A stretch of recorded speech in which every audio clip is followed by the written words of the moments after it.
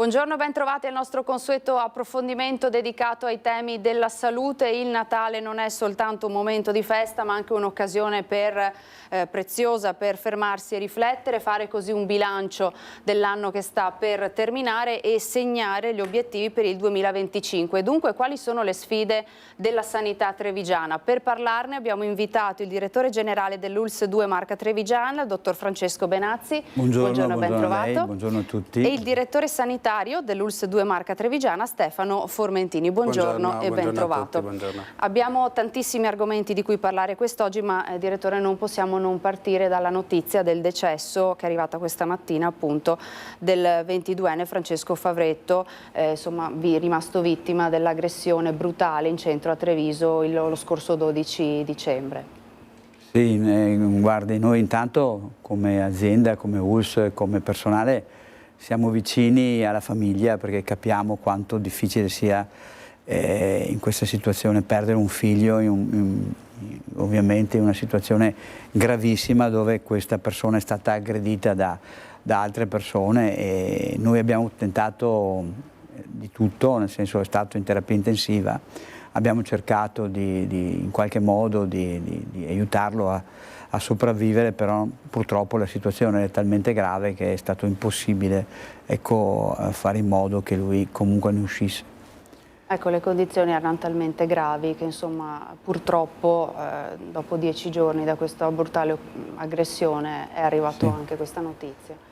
Certo, le condizioni erano gravi, inizialmente sentendo i miei collaboratori dell'anestesia e rianimazione sembrava forse che si riuscisse in qualche modo a recuperare, poi effettivamente non c'è stata nessun tipo di possibilità, e quindi abbiamo dovuto appunto dire che purtroppo non siamo riusciti a tenerlo in vita. Ecco, una notizia che naturalmente sconvolge, ci uniamo alle condoglianze, insomma, ai familiari del ragazzo, però insomma dobbiamo anche guardare avanti a quelle che sono, come abbiamo detto, le sfide della sanità trevigiana, e oggi ci ritroviamo qui fino alle 14:30 per fare un po' un bilancio a tutto tondo di un 2024 che è stato segnato da tantissimi fatti per la sanità del nostro territorio. Quali aspetti hanno pesato di più? Le chiedo subito se è un bilancio positivo quello che possiamo tracciare. Guardi, io ritengo, ovviamente con tutte le difficoltà che in questo momento abbiamo legate alla carenza dei medici, 140 medici, circa 150 infermieri che non riusciamo a trovare perché chiaramente la programmazione che è stata fatta qualche anno fa non ha permesso oggi di avere un numero adeguato di specialisti. Questo va ovviamente a inficiare tante cose che potremmo fare e che dobbiamo fare con un numero ridotto di personale, caricando anche molto il nostro personale per arrivare, poi ne parleremo, a battere le liste d'attesa, come ovviamente garantire anche la turnistica, i turni, le sale operatorie, le guardie, le reperibilità eccetera. Diciamo che comunque io ringrazio veramente tutto il personale per il lavoro che sta facendo, perché oltre a coniugare la professionalità, il personale va a coniugare anche un'altra cosa che noi riteniamo fondamentale, che è la gentilezza, e come diceva Maria Teresa, Madre Maria Teresa di Calcutta, la gentilezza è importante non tanto per il gesto fine a se stesso, quanto per quello che lascia poi, ecco, nel mondo, perché il fatto di essere gentili, di comunicare, di stare vicino al paziente è una dote sostanziale per chi fa cura, e i nostri operatori devono ringraziare perché hanno anche questo tipo di atteggiamento etico e propenso ovviamente all'umanizzazione e alla persona, quindi li devo ringraziare. Poi chiaramente le sfide sono tante, sia dal punto di vista edilizio.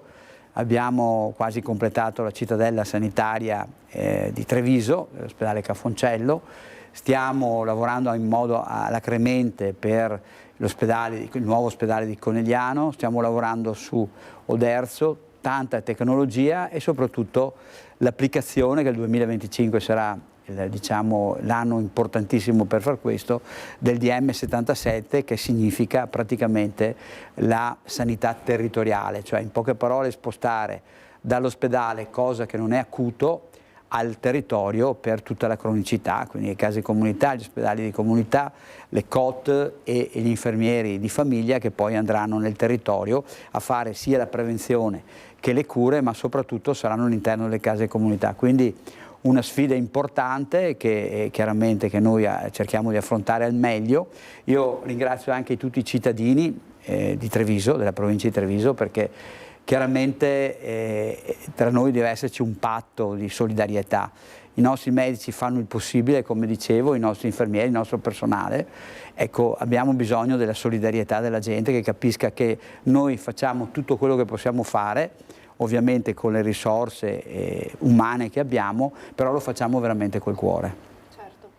Stiamo anche vedendo delle bellissime immagini della Cittadella della Salute che ha insomma cambiato il volto dell'ospedale Cafoncello di Treviso. A che punto siamo? Ci fa una panoramica di cosa è attivo, cosa manca? Sono stati trasferiti tutti i reparti? A che punto siamo? Sì, abbiamo avuto un po' appunto qualche problemino legato al reperimento del personale, in particolare per il trasferimento della ginecologia ostetricia abbiamo avuto dei problemi al reperimento delle ostetriche. Oggi abbiamo fatto l'avviso pubblico, abbiamo reperito le 6-7 ostetriche che mancavano e credo che quindi con l'anno nuovo entro gennaio 2025 e una quota parte a febbraio noi riusciremo a trasferire l'ostetricia alla ginecologia, la cardiochirurgia, la neurochirurgia e poi tutte le altre specialità che ovviamente mancano. Ecco, ricordo che l'ultima volta che ci eravamo visti proprio qui in questa occasione, all'incirca 2 mesi fa, era inizio ottobre se non sbaglio, ci aveva proprio detto che l'unità di ginecologia e ostetricia sarebbe insomma stato imminente, quindi proprio in questo mese il trasferimento. Certo, in questo mese che poi si dilata un attimo a gennaio, ma è normale perché chiaramente dobbiamo anche fare in modo che i nostri collaboratori si ambientino in realtà nuove che sono con dinamiche anche lavorative diverse, con percorsi diversi, per cui stiamo facendo anche la parte dell'affiancamento per valutare bene che quando entriamo nel nuovo ospedale, che sicuramente è tecnologicamente più avanzato, sicuramente si sta meglio perché sono stanze da 2 o da 1, però chiaramente deve esserci un affiancamento, un affrancamento del personale per fare in modo che le risposte che poi il personale darà all'utenza siano precise e puntuali e non ci siano errori clinici. Certo. Direttore Formentini, questo anche perché la nuova Cittadella della Salute è dotata di tecnologie altamente all'avanguardia. Abbiamo parlato di investimenti importanti con appunto macchinari che insomma davvero l'ultimo ritrovato in termini di tecnologia è a Treviso. Certamente abbiamo 18 sale operatorie, come è stato detto, e 2 di queste sale operatorie sono sale ibride e questa è una caratteristica molto importante che ha questo ospedale, quindi veramente saranno dedicate a più specialità, però consentiranno sicuramente ad alcune branche specialistiche come la neurochirurgia e la neuroradiologia e a altre branche specialistiche come la cardiochirurgia e la cardiologia di fare veramente interventi di grande avanguardia, insomma. E quindi sì, c'è tutta l'innovazione tecnologica più moderna possibile all'interno delle nuove sale operatorie del Cafoncello. Se non sbaglio parlavamo di un investimento complessivo di oltre 16 milioni di euro soltanto per quel che riguarda l'avanzamento tecnologico. Sì, soprattutto delle diagnostiche, sì, soprattutto delle diagnostiche, ma parliamo di un grosso investimento veramente. E parlavamo l'altra volta anche della radiologia con questo nuovo macchinario da inserire, così come nella radioterapia, anche qui a che punto siamo? Allora, per quanto riguarda la radioterapia siamo bene, non sono arrivati ancora tutti gli apparecchi perché deve arrivare un ultimo apparecchio. Quest'ultimo apparecchio richiederà anche degli adeguamenti strutturali, quindi sarà necessario, quando inizieremo il trasferimento, trasferire solo 2 bunker, diciamo così, mentre per gli altri 2 bunker dovremo aspettare un allargamento praticamente di uno dei 2 bunker in modo da consentire l'inserimento della nuova macchina. A questo punto la nuova Cittadella avrà 4 bunker con 4 macchine per la radioterapia e sarà veramente una cosa straordinaria, possiamo dire. Certo, lei direttore Benazzi ci disse tutto ciò che di più bello si può immaginare dal punto di vista tecnologico ce l'abbiamo qui a Treviso e questo naturalmente è a vantaggio dei cittadini e dei pazienti, no? Certo, a vantaggio dei pazienti tenga conto che buona parte di queste macchine utilizzano intelligenza artificiale e quindi aiutano il professionista a dare ovviamente delle diagnosi perfette, delle diagnosi corrette e contemporaneamente a dare delle immagini che sono migliori in assoluto e che ci danno, grazie all'intelligenza artificiale, la possibilità di decidere che tipo poi di terapia fare rispetto ovviamente alle immagini che il radiologo vede. L'intelligenza artificiale oltretutto riduce il rischio all'errore senza dequalificare, come dicono gli anglosassoni, che chiamano descalling, cioè senza dequalificare il professionista, perché il professionista può essere molto più proattivo, molto più preparato e preciso grazie al fatto che la macchina gli pone di fronte solo dei problemi che, dopo aver letto una serie di immagini e di cose, problemi che poi deve sempre affrontare il clinico. Quindi l'intelligenza artificiale non va a dequalificare la persona, ma va ovviamente a migliorare la possibilità di diagnosi e quindi anche con questo noi veramente siamo all'avanguardia. Quindi un'accuratezza migliore, ma insomma l'esperienza dello specialista, del medico, rimane sempre fondamentale. Allora, il medico rimane sempre fondamentale per due motivi. Uno, perché chiaramente l'intelligenza artificiale, anche se la chiamiamo così, non usa il raziocinio, cioè non fa diagnosi differenziali o comunque non vede la persona, non vede il paziente, poi è il letto del paziente.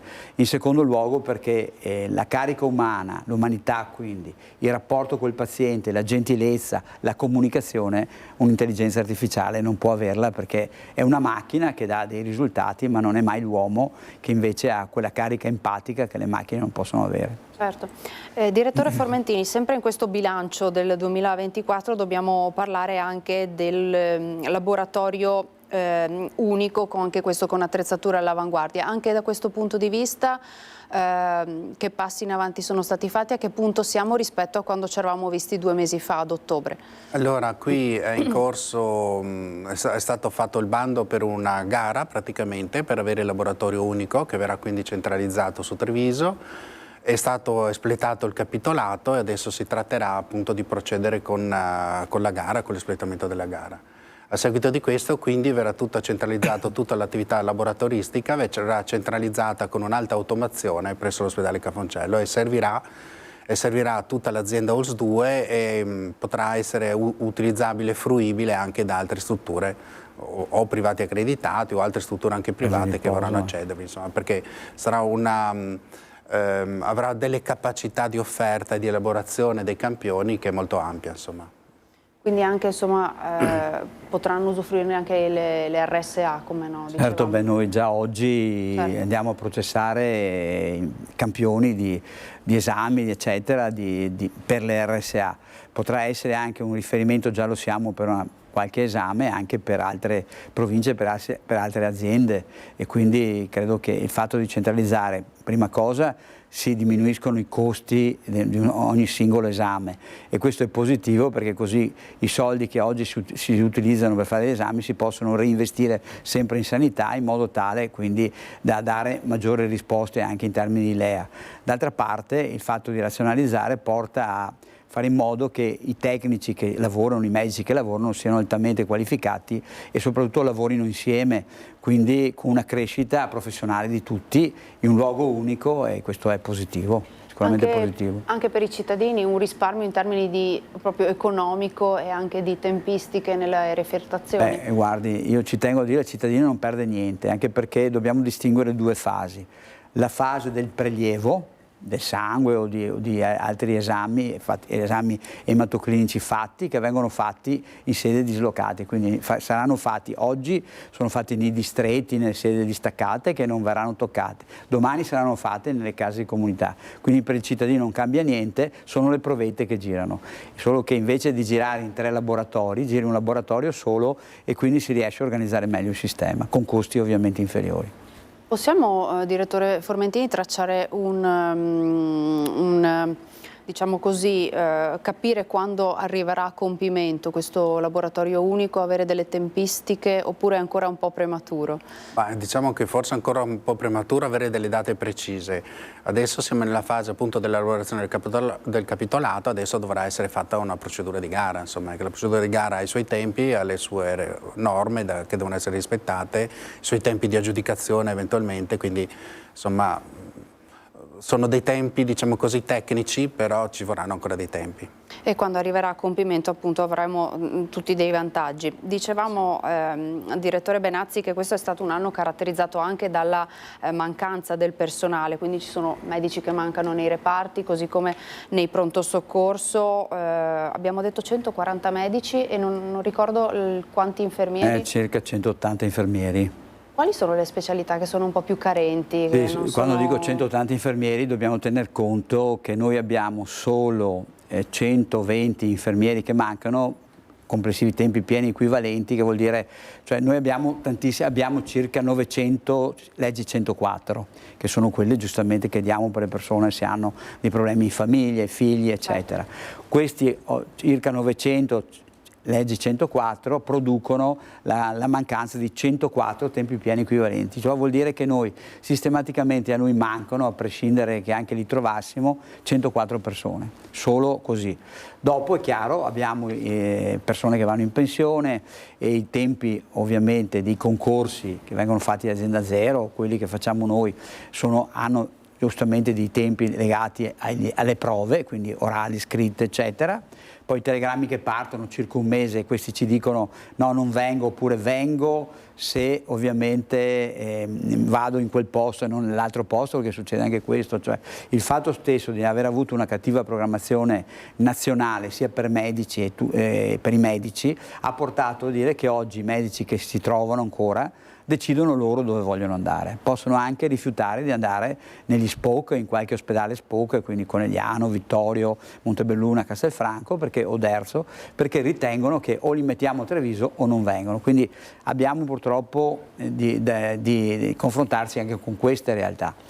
Io mi auguro, noi ci auguriamo che comunque per il fine 2025 avremo tanti specialisti nuovi, giovani, con tanta voglia di fare.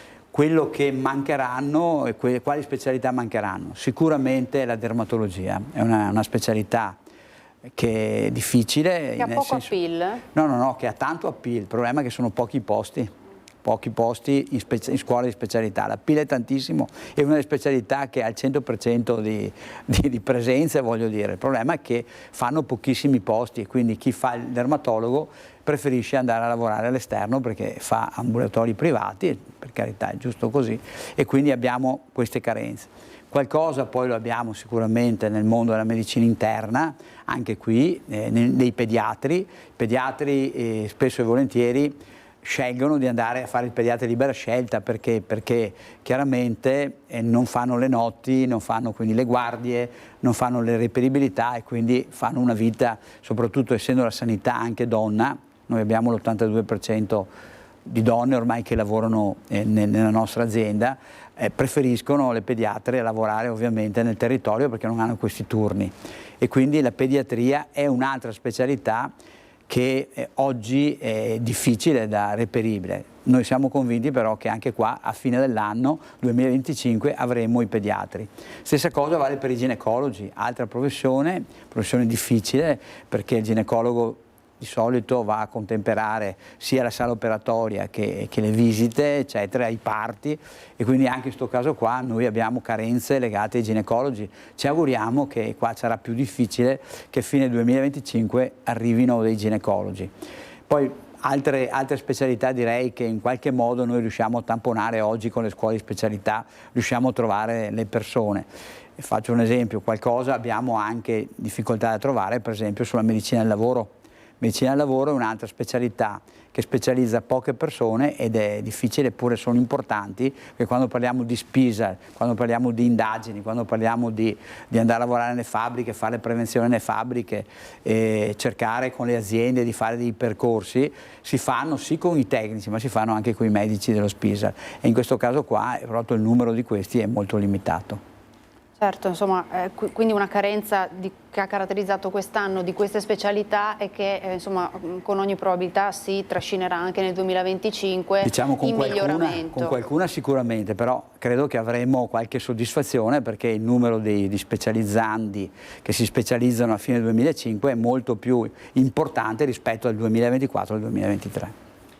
Altro tema, direttore Formentini, che ha caratterizzato quest'anno è stato il tema delle liste d'attesa. L'ULSS 2 sappiamo che ha fatto moltissimo per cercare di abbattere e insomma le chiedo qual è la situazione ora, siamo riusciti a raggiungere gli obiettivi che ci si era fissati per quest'anno? Sì, allora, giusto per ricordare, noi a giugno del 2023 avevamo 32.000 prestazioni in preappuntamento, diciamo così, senza ancora aver fissato una data. Oggi, proprio stamattina, a 1 anno e mezzo di distanza, siamo a 2.000, quindi abbiamo fatto una riduzione che è del 93%, quindi credo che è stato fatto un grande lavoro, insomma, e di questo vanno ringraziati tutti i nostri collaboratori per aver fatto questo grande lavoro. Rimangono ancora delle prestazioni, quindi viaggiamo oggi più o meno su un 1.800-2.000 prestazioni in preappuntamento, che per un'azienda grande come la ULSS 2 Marca Trevigiana è anche un numero, direi, quasi fisiologico. Abbiamo lavorato tanto, ecco, lavoreremo ancora molto su questo, speriamo di ridurre ancora questi numeri. Diciamo che fino adesso il lavoro più importante è stato fatto sull'aumentare l'offerta, quindi efficientare il più possibile la macchina organizzativa, aumentare il più possibile l'offerta. Ecco, cercheremo con l'anno a venire, ma insomma già abbiamo iniziato a lavorare sia con i nostri medici dipendenti, con la medicina generale, cercando di lavorare anche maggiormente sulla appropriatezza, no? Quindi rendere veramente che la domanda risponda a delle esigenze reali, magari sia per il tipo di prestazione che anche per la priorità che viene richiesta. Comunque il lavoro è stato fatto e credo sia anche riconosciuto da tutti. Ecco, è stato fatto un lavoro quindi molto importante, ma questo è importante perché per noi veramente è un impegno perché rispondere alle richieste della popolazione, che sono mutate però, perché voglio dire oggi la popolazione è invecchiata di molto rispetto ad anni fa e quindi richiede molte prestazioni, però è per noi un impegno importante perché è anche una risposta di equità, no, all'accesso alle richieste e ai bisogni di salute della popolazione. Previsioni di recupero di queste 2000? Ma noi pensiamo, allora credo che in parte sia fisiologico, ma noi pensiamo che entro i primi 6 mesi dell'anno prossimo riusciamo, l'ideale per noi sarebbe riuscire a prenotare in sincrono, no? Quindi non avere il preappuntamento. L'obiettivo è eliminare quindi il preappuntamento? L'obiettivo vero, anche se il preappuntamento è consentito, è legale, non è che stiamo facendo una cosa illegale, è assolutamente consentito, però l'ideale sarebbe riuscire ad arrivare a prenotare in sincrono. Però, come sappiamo, la domanda è aumentata di molto perché la popolazione vive di più, ma oltre una certa età ovviamente richiede molte prestazioni. Giustamente chi ha più di 65-70 anni comincia a chiedere più prestazioni. E quindi questo ritorna anche con l'errata programmazione che è stata fatta in passato per alcune figure e per alcuni specialisti. Quindi c'è questo aumento di richiesta di prestazioni e quindi c'è bisogno di aumentare l'offerta e appunto in certe specialità c'è stata una grande carenza. Ecco, le volevo chiedere per quali prestazioni ancora ci sono dei tempi di attesa un po' che si protraggono? La grande richiesta sono le visite dermatologiche, le visite oculistiche, alcune prestazioni radiologiche, poi adesso nessuna di queste poi ha dei grandi numeri, ma sono tante molto diffuse e quindi poi alla fine questo fa un numero. Insomma. Manca poco insomma, per tornare un po' in pari con queste attese delle prestazioni, no? Sì, manca poco, io comunque mi scuso sempre con le persone perché in questi 2 anni, 2023-2024, hanno dovuto ovviamente anche loro aspettare perché non avendo medici professionisti a sufficienza siamo stati costretti ovviamente a razionalizzare un po' il lavoro che abbiamo fatto. Oggi, come diceva il dottor Formentini, siamo arrivati a un ottimo risultato, dobbiamo chiaramente continuare a farlo questo e questo comporta un doppio lavoro. Il primo, lavorando e lo stiamo facendo in sinergia con la medicina generale e la pediatria di libera scelta per utilizzare l'appropriatezza prescrittiva, perché faccio un esempio: se una persona ha male un ginocchio e si chiedere subito l'RM non ha senso, perché già con RX noi, quindi con un esame radiologico, riusciamo a vedere se c'è un'artrosi, ci sono altre patologie di tipo reumatologico che gravano ovviamente sull'articolazione. Qualche volta si chiedono magari impropriamente troppe risonanze, anche lo stesso specialista qualche volta lo fa. Ecco, quindi, sono aumentate moltissimo, no? Questo sì, tipo di prescrizioni, assolutamente più cautela, insomma, sì, è quello che ci si auspica, e no, questo si fa anche questo lavorando in insieme, sinergia. Sì, questo certo. stiamo facendo con la medicina di famiglia, che ringrazio. Oggi si sta lavorando bene ai tavoli con i direttori di distretto, la direzione sanitaria, appunto per verificare insieme cosa fare con i nostri specialisti. Quindi lavorare sull'appropriatezza è fondamentale, perché non possiamo arrivare a una domanda esponenziale, ecco, perché una domanda esponenziale, anche se noi avessimo tutti i medici, a questa domanda esponenziale non riusciamo a rispondere. Ecco. Quindi lavorare sull'appropriatezza e contemporaneamente lavorare sempre di più sui percorsi che vanno concertati con i medici famiglia. Quindi paziente che arriva, che ha un certo tipo di patologia, si lavora ovviamente sui percorsi insieme con i medici famiglia. La terza fase importantissima, sulla quale la Regione sta lavorando e stiamo lavorando tutti, chiaramente, soprattutto per le visite di controllo, è il teleconsulto, la telemedicina, i device, cioè i braccialetti indossabili, perché tutte le visite di controllo che fanno i pazienti cronici, diabete, scompenso cardiaco, BPC, bronchite cronica ostruttiva, eccetera, eccetera, possono essere gestite tranquillamente a domicilio, quindi anche scomodando meno il cittadino che deve andare su e giù, aspettare, mettersi in lista, cioè eccetera, eccetera, gestite direttamente dallo specialista, cosa che già sta facendo ma che deve essere migliorata, e magari addirittura dal proprio domicilio, per arrivare poi allo specialista solo quando realmente serve.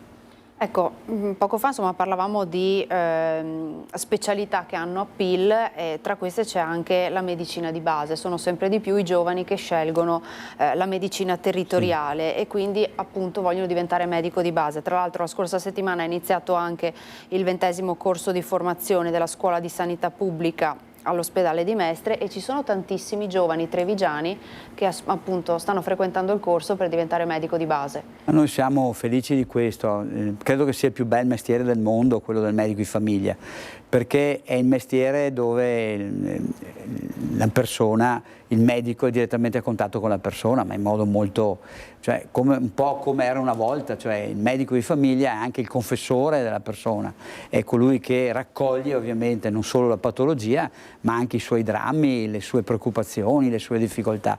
Credo che questo sia un modo per fare una medicina veramente importante, ma soprattutto fatta come dire, di empatia tra chi è l'assistito e chi è il medico di famiglia. Quindi credo che i giovani fanno bene a scegliere la medicina generale, perché è un modo come un altro per fare al meglio la professione del medico.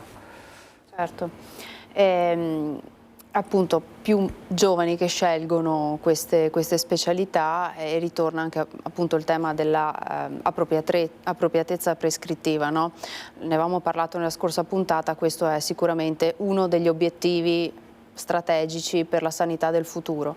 Certo, perché allora una volta quando c'erano le impegnative, ogni tanto parlando con i miei colleghi ricordo questo, che ogni tanto quando c'erano le impegnative rosse, queste erano stampate dall'Istituto dal Poligrafico dello Stato, erano veramente degli assegni, no? Quindi questo anche per dire qual è il valore.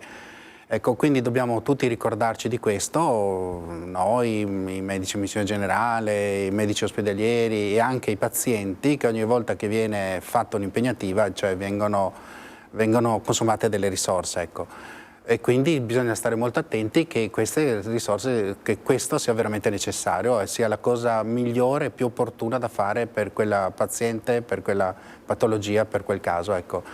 Perché le risorse sono limitate, non è una questione economica ma una questione di fatto, le risorse non sono illimitate, diciamo così, quindi è giusto che vengano spese quando è necessario e che magari vengano utilizzate diversamente quando non è necessario. Magari ci sono esami che possono essere prescritti che sono più utili rispetto ad altre. Ecco, quindi questa è l'appropriatezza prescrittiva. Non è un taglio, voglio dire, è chiedere quello che è giusto chiedere, insomma, quello che è più opportuno, quello che è meglio per il paziente, per curare il paziente, quello di cui il paziente è necessario.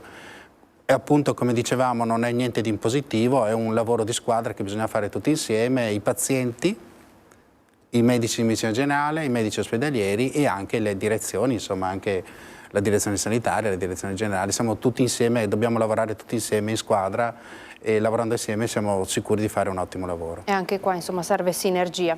Noi ci fermiamo ora per un paio di minuti di pubblicità, davvero pochi istanti, e poi torniamo ancora in diretta. Tra poco rimanete con noi.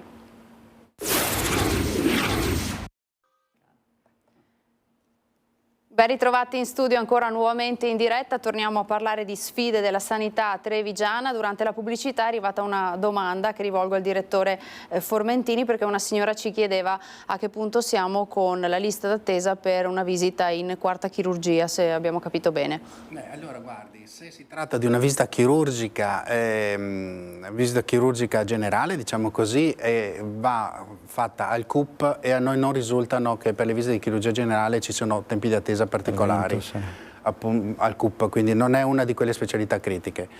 Se invece la signora richiede una visita specifica proprio della quarta chirurgia, magari con il professionista particolare, allora è una cosa diversa, insomma, no, quindi lì è variabile. Lì è variabile, cioè voglio dire, allora entriamo poi nel campo quasi della libera professione, no? Perché noi abbiamo l'obbligo di dare la prestazione a CUP in un ambito territoriale, insomma, ma non con il singolo specialista e non in quella specifica unità operativa. Però ci conferma che non è una di quelle specialità che hanno delle liste un po' prolungate nel tempo. Basta che la signora forse intendesse l'intervento chirurgico, cioè che la chiama visita ma che non sia l'intervento chirurgico.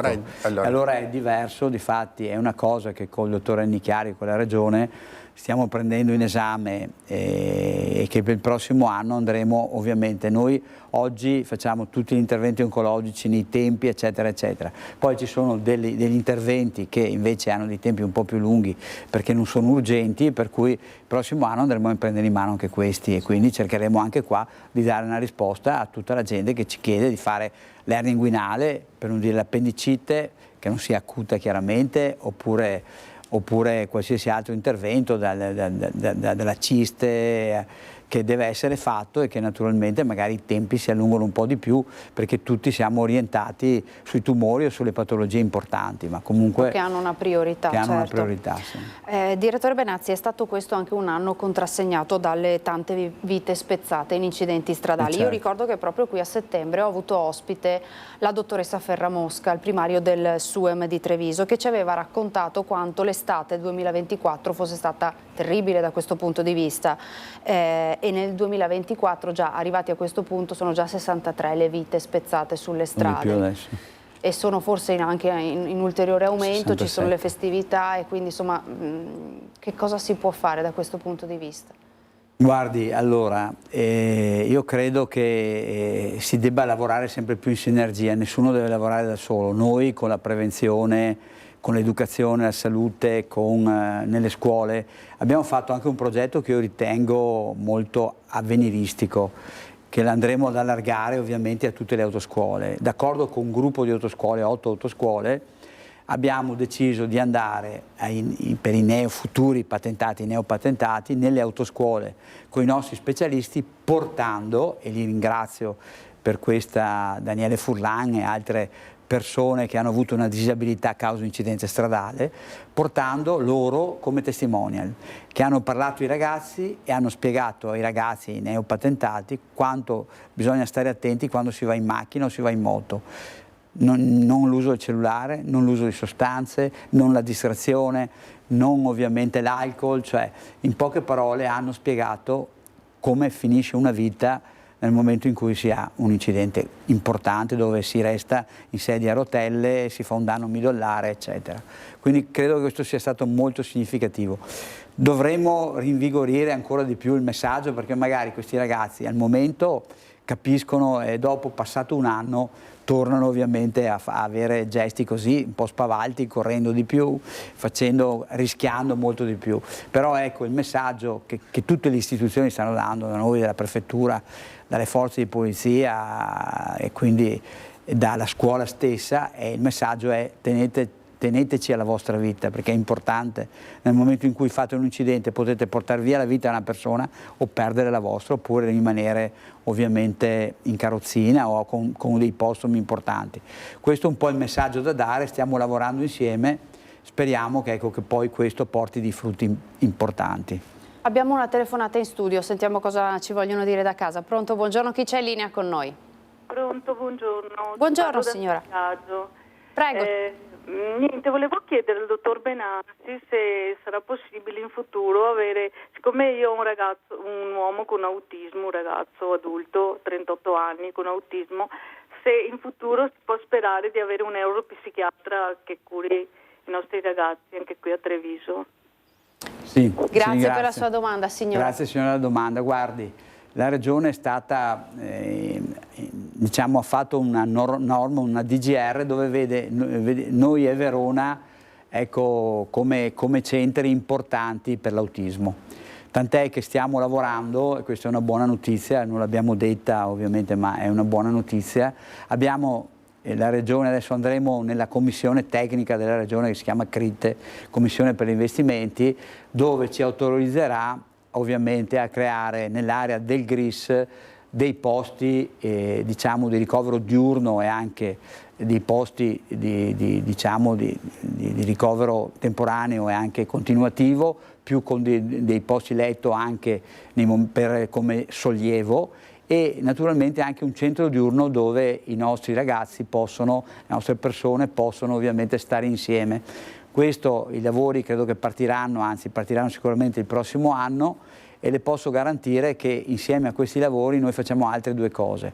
Lei sa che i neuropsichiatri infantili sono difficili da trovare, però quel prossimo anno, lo sa, col dottor Formentini apriremo anche il reparto di neuropsichiatria infantile. Abbiamo già il primario, abbiamo dei medici, e contemporaneamente metteremo a disposizione per appunto l'autismo, proprio per questo centro che la Regione ha voluto fortemente a Treviso, dei neuropsichiatri, perché c'è il concorso che verrà fatto, dove noi andremo a prendere 2 o 3 colleghi neuropsichiatri per affrontare proprio il tema dell'autismo. Quindi il GRIS sarà un centro importante a livello regionale insieme a Verona, per aiutare i ragazzi con autismo. Quindi ecco, qua vedo veramente l'alba, il sole che illumina, ecco, finalmente anche questa grande possibilità che era quella di sostenere le famiglie e sostenere i nostri giovani, i nostri ragazzi e le nostre persone che soffrono di autismo. Mentre tempistiche per il reparto al Cafoncello di Treviso il prossimo anno di neuropsichiatria? Sì, noi abbiamo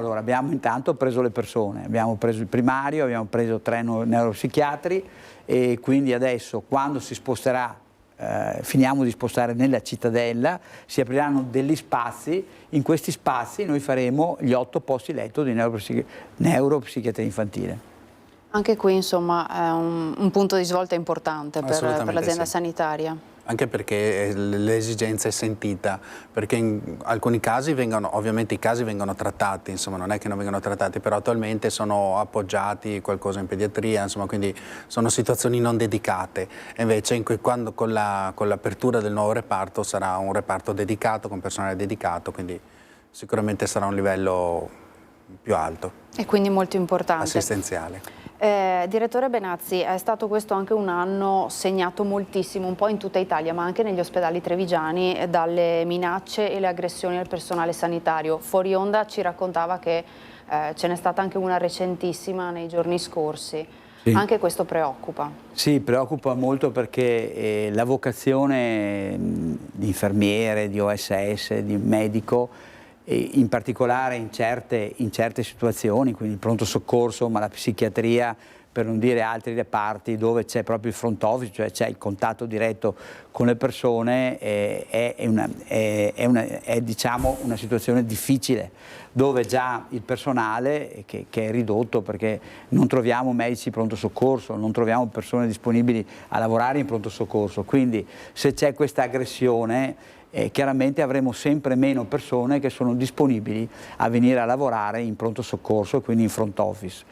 Noi abbiamo bisogno proprio che ci sia questa solidarietà tra i nostri operatori e il cittadino, perché noi vogliamo curare le persone. Chiaramente ci sono dei tempi, i codici bianchi hanno dei tempi che non sono quelli dei codici rossi, certe volte può succedere che arrivano a Treviso, arrivano anche 4 rossi contemporaneamente, che vuol dire che chi è bianco che doveva entrare purtroppo è costretto ad aspettare, perché la priorità ce l'ha chi è in pericolo di vita. I casi sono stati diversi, abbiamo messo qualche telecamera appunto per garantire, abbiamo un contatto direttamente con i carabinieri, forze di polizia che arrivano nel momento in cui ci sia questa aggressione. È chiaro però che se il nostro personale prende un pugno, dopo sì, può arrivare la polizia, però intanto il pugno l'ha preso. Un po' è come il caso di Castelfranco, dove una nostra OSS aveva chiesto a un utente di non aprire, non voleva dargli un psicofarmaco perché deve essere prescritto dal medico. L'utente ha tentato di entrare nell'armadietto, ovviamente l'OSS lo ha bloccato. I psicofarmaci sono farmaci che hanno un registro, quindi non è che si può portare via così a caso, e questo utente ha fratturato il dito, ha rotto il dito al nostro operatore. Ecco, queste cose credo vadano evitate, perché credo che sia fondamentale che si crei, ecco, quella comunione di intenti tra chi viene curato e chi cura, perché altrimenti sì, decade qualsiasi tipo di rapporto. Questo è accaduto proprio nei giorni scorsi? È accaduto, sì, è accaduto domenica questo, quindi è recentissimo. Insomma, anche questo preoccupa e fa riflettere. Abbiamo ancora qualche minuto a nostra disposizione e parto da lei, direttore Formentini, perché appunto abbiamo tracciato un po' quello che è accaduto, i fatti principali di questo 2024, però come detto sarà un anno 2025 di grandi sfide, di tanti progetti anche per l'ULSS 2 Marca Trevigiana e di nuove prospettive per la sanità del nostro territorio. Sì, allora sicuramente andremo a completamento su tante cose, perché verrà completato, come diceva il direttore generale, il trasferimento nell'edificio 29 del Cafoncello di tutti i reparti, dei 2 reparti poi che mancano fondamentalmente. Ci sarà il proseguimento dei lavori negli altri ospedali, del polo di Oderzo e nel polo di Conegliano. Ci sarà un grande lavorare sulle liste d'attesa per la specialistica ambulatoriale, ma qui diciamo in qualche modo abbiamo scollinato, il grosso del lavoro è stato fatto, quindi sicuramente lavoreremo ancora per migliorare appunto questo tipo di prestazioni. Nel 2025 affronteremo in maniera più strutturata anche il problema delle liste di attesa chirurgiche, e probabilmente il 2025 ci vedrà anche molto coinvolti sulla sanità territoriale, cosa di cui forse finora abbiamo parlato poco, ma è sullo stato di avanzamento delle case della comunità, che dovranno vedere il loro completamento. Insomma, sono già iniziate alcune attività nelle case di comunità, noi abbiamo già delle attività aperte, già delle case di comunità in qualche modo operative. Questa cosa dovrà andare ulteriormente avanti, quindi si tratterà molto di lavorare su questo, implementando anche dei percorsi come la COT, che è già molto avanzata, ma come la telemedicina nelle case di comunità, insomma come tante altre attività. Quindi questa è un po' la sfida del 2025 e poi dei prossimi anni, quindi avvicinare sempre di più la sanità al territorio e quindi ai cittadini, fare sempre di più una medicina di prossimità, diciamo così, e anche un po' proattiva per quanto si riesce a fare, quindi anticipare la sanità a quando il cittadino è ancora in salute e non aspettare che si ammali per curarlo. E questo sarebbe fondamentale, certo. È vero. Una sanità territoriale da sviluppare con la costruzione delle case di comunità come quella che sorgerà anche a Palazzo Moretti, dove dovrebbero partire il prossimo anno, se non sbaglio, i lavori. Ecco, questo luogo fondamentale per diminuire gli accessi al pronto soccorso. Insomma, ci saranno esami specialistici davvero, quindi molto importante per tutta la comunità. Quali altre sfide per il 2025, quali prospettive e progetti? Beh, come diceva il direttore sanitario, noi oggi abbiamo in piedi 17 case di comunità che devono essere ovviamente terminate entro marzo-aprile 2026, quindi si sta lavorando alacremente per la loro, ovviamente, per la loro edificabilità e la loro attività. Contemporaneamente tante sono già partite, i lavori sono già partiti. Palazzo Moretti, per una serie di motivi legati un po' alla sovrintendenza, un po' altre cose, è un po' in ritardo ed è l'unica forse un po' più in ritardo rispetto alle altre, perché per esempio qua Treviso Fiera è già partita diciamo le imprese stanno già lavorando. Beh, quello che è importante nelle case di comunità è, oltre ad avere infermiere, la possibilità di avere ambulatori dove la medicina generale si ruota ed è insieme agli specialisti, per quindi consultarsi con loro e lavorare insieme sempre di più per creare una medicina di integrazione tra specialistica e medicina generale. Avremo una serie di strumenti che vanno dall'RX al torace che si può fare, alle ecografie, ai POCT, cioè Point of Care, cioè i punti dove noi mettiamo queste tecnologie. Possiamo fare, il medico di famiglia o specialista può fare gli esami subito per capire quali sono le problematiche del paziente, e poi la possibilità di fare fisioterapia con delle palestrine, oppure anche il punto di primo accesso dove ci saranno gli amministrativi che il cittadino va e riesce a fare una serie di pratiche burocratiche, per cui credo che effettivamente ci sia, ecco, una risposta territoriale forte, cosa che tanti auspicavano e finalmente riusciamo ad avere in tutti i territori del nostro Veneto. L'augurio del direttore Benazzi ai trevigiani. Beh, l'augurio è intanto un ringraziamento perché ci siete vicini. Io devo dire, lo sento parlando con la gente, che la gente sta recependo il nostro sforzo, lo sforzo dei nostri operatori per dare risposte ai cittadini. E l'augurio è che ovviamente noi dobbiamo migliorarci sempre di più, dobbiamo dare risposte come la sanità, e poi che tutti i cittadini stiano bene, perché la salute è un bene fondamentale, e quindi l'augurio è che veramente tutti noi ci ammaliamo sempre meno, perché la prevenzione, perché lo stile di vita, perché il nostro modo di agire ci aiuti ovviamente a ammalarci molto tardi o addirittura evitare di ammalarci. Questo è l'augurio. Quindi una sanità che noi ci auguriamo funzioni, e noi, lo devo dire, siamo tra i primi, il Veneto è tra i primi come sanità in Italia, ma soprattutto una sanità che dia risposte e che dia la possibilità ai cittadini di stare sempre meglio. L'augurio, insomma, è quello di stare bene il più possibile, che non è poi così scontato, no? Certo, l'augurio a tutti di stare bene, ma anche sapendo che se per caso steste male, aveste bisogno, comunque la sanità trevigiana è una sanità di eccellenza, assolutamente, ecco. Mi associo quindi anch'io agli auguri a tutti i cittadini che risiedono nella provincia di Treviso e a tutti i nostri operatori, tutti i nostri collaboratori, tutto il personale sanitario che a qualunque livello, di qualunque disciplina, di qualunque professionalità sta facendo un grande lavoro per i cittadini. E li ringraziamo perché, insomma, durante le festività noi festeggeremo e loro invece saranno a lavoro per garantirci, certo, un supporto qualora ne avessimo bisogno. Dunque grazie a Francesco Benazzi, direttore generale dell'ULSS 2 Marca Trevigiana. E tanti auguri di buon Natale.